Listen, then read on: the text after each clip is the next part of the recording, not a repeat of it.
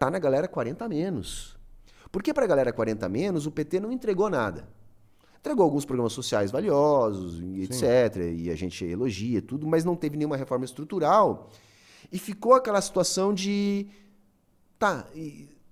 uma promessa não cumprida. Então hoje, para essa galera 40 a menos, 30 a menos, é muito difícil o PT conseguir dialogar. Tem uma juventude muito forte, mas na questão do enfrentamento ao Bolsonaro.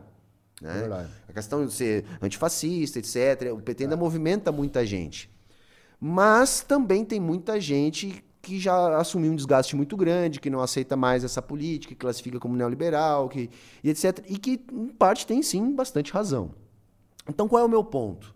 Para que a gente consiga um crescimento sustentável, para que a gente consiga uma política de enfrentamento, a gente vai ter que superar essa política que o PT construiu. E superar, eu estou falando no bom sentido. Por quê? Há muito tempo que a esquerda, sobretudo a esquerda radical, fala em superar o Lula. Mas superar o Lula não significa chegar para o Lula e dizer assim, Lula, pô, tu já foi presidente várias vezes, que sabe vai pescar, deixa a gente, né, tentar aqui. Não é assim. Superar é no sentido literal da palavra, é conseguir ser politicamente mais relevante. E a esquerda não conseguiu isso.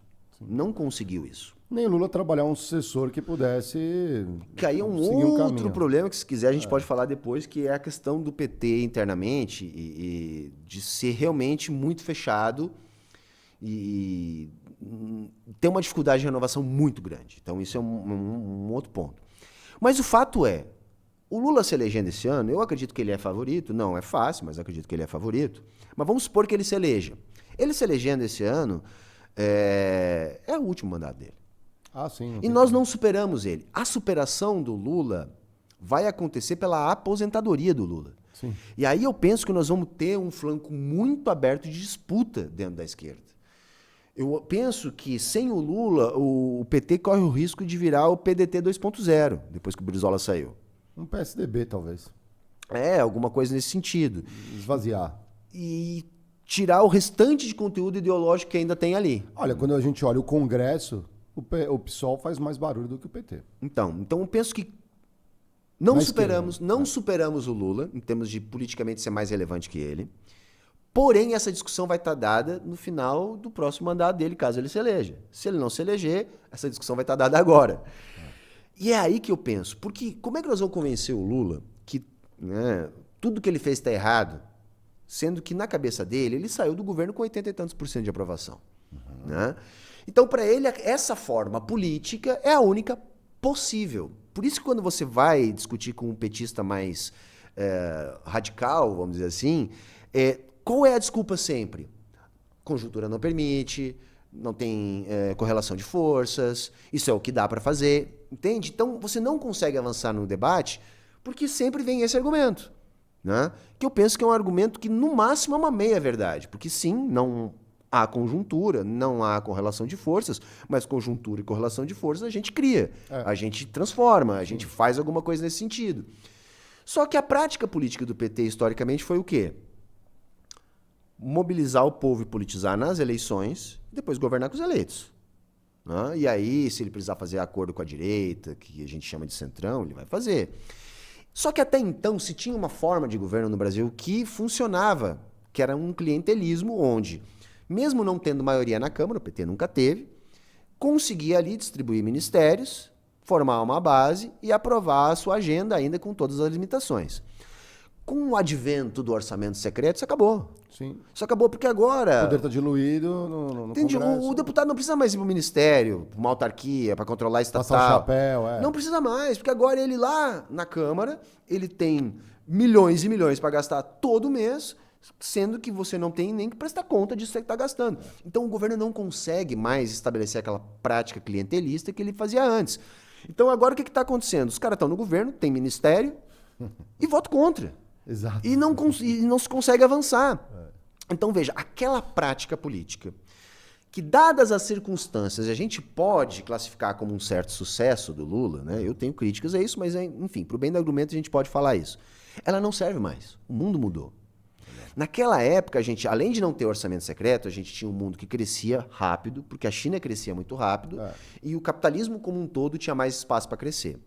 A própria teoria da dependência que eu gosto de divulgar diz isso. Olha, o sul global segundo teoria da dependência, consegue crescer a reboque do crescimento do norte global. Que foi mais ou menos o que a gente viu no governo Lula na primeira passagem dele. A gente estava fazendo superávit fiscal e o país estava crescendo bem mais do que agora. Né? Então dava para fazer, entre aspas, né, entre muitas aspas, um jogo de ganha-ganha. Então você ganhou agronegócio, ganhou a banqueirada, mas você recuperou salário mínimo, você implantou programas sociais. Deu para fazer isso naquela época. Hoje a conjuntura é brutalmente diferente. Hoje o mundo não cresce, a China cresce bem menos, a gente tem uma crise do mundo multipolar, que sempre foi uma farsa, mas enfim, agora até essa farsa caiu. Você não consegue mais uma coalizão onde você coopta deputados entregando ministérios, autarquias, estatais, etc. E aquela fórmula política de governança, ela já não funciona mais. Então agora está muito mais difícil. Então agora o que o governo está fazendo? Ele tem que atiçar a PF para cima dos caras, ele tem que ameaçar com o STF e tal. E isso é uma forma política que está em gestação. É verdade. Né? É verdade. Porque, assim... Tudo muito novo. E veja, por exemplo, o STF está servindo de salvaguarda, né? Então, por exemplo, o governo perde lá no Congresso alguma medida absurda que algum bolsonarista maluco aprova. O STF vai lá e vê se é Eles judicializam isso e declaram inconstitucional. Mas de tanto o STF fazer isso, o que o STF está cobrando do governo agora? Que o Lula ajude a abafar o escândalo dos ministros do STF lá, por exemplo, do caso do Master e do Toffoli. O Toffoli tá lameado agora. Até o pescoço.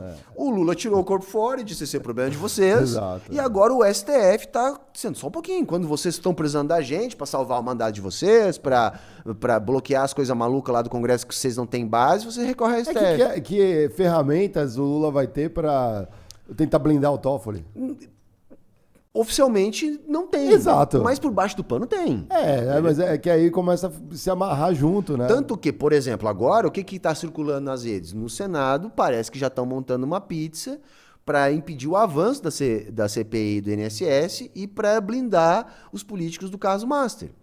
Então, assim, tem como politicamente por baixo do pano fazer alguma coisa? Quando a galera de direita conversa comigo, é muito comum, né? A galera de direita apontar o dedo com muita força pro STF, principalmente a figura do Alexandre de Moraes. Normal.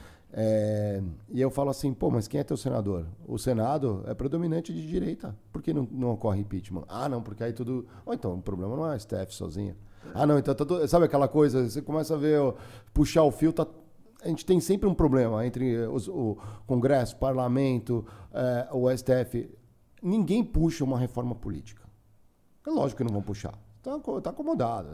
O Brasil, o pessoal fala, o Brasil ele funciona mal. Eu falo, não, o Brasil funciona perfeitamente para os interesses de quem governa. Ele não está funcionando mal, ele está redondinho. Tá, perfeitamente. É que não é para os nossos interesses que ele funciona. Da população geral. Aqui não é, né? Para alguém, a não ser que você esteja sendo beneficiado, não é. Exatamente. Então, o meu ponto é, como nós não superamos o Lula politicamente, essa discussão vai se dar pela aposentadoria dele. E eu acho que aí nós vamos ter uma oportunidade de mostrar que é possível uma nova forma política. E o que eu acredito que pode ser uma nova forma política? Nós temos que colocar o povo na luta política. Hoje em dia, o que acontece? O povo vota e depois as discussões políticas elas ficam sujeitas ao lobby em Brasília. Então, todo grande capital tem lobby. Está lá de porta em porta em gabinete. Como é que a gente pode contrabalançar isso? Com o povo organizado nas ruas, com comícios, com pressão popular. Porque o político tem medo do povo. Então, assim, a gente tem que jogar isso contra eles. Então, chamar rede de TV e rádio, fazer comício público, botar o povo na rua para cada coisa que o governo quiser aprovar.